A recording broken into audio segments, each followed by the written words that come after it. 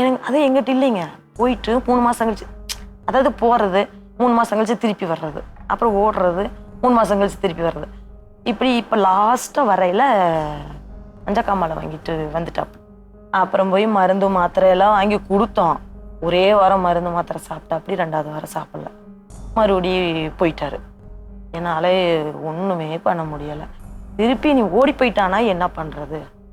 திருப்பி மறுபடியும் ஏதாச்சும் ஒரு பிரச்சனை பண்ணி மறுபடி கேஸ் ஆயிடுச்சு. ஜாண்டிஸ் வர்றது தண்ணி அடிச்சுட்டு கூட லிவர் ஸ்பாயில் ஆயிட்டு கூட சொன்ன பயமே இல்லைங்க மேடம், கொஞ்சம் கூட பயம் இல்லை.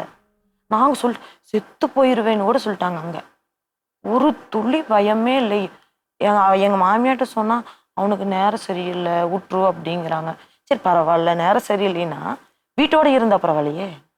நான் என்னங்கிறேன்னா, நான் வேலைக்கு போயிட்டு வரேன், வீட்டுல வேலையை செஞ்சுட்டு என் பேச்சை கேட்டுக்கிட்டு அப்பந்தான் அப்படி போயிட்டான், விட்டுரு, நீனாச்சும் என் பேச்சை கேளுடான்னா கேட்கவே வீட்டுக்குள்ளே எதிர்த்தெல்லாம் பேசுறது இல்லைங்க. ஆயிடுச்சுன்னா அவங்களுக்கு கண்ட்ரோல் இருக்காது.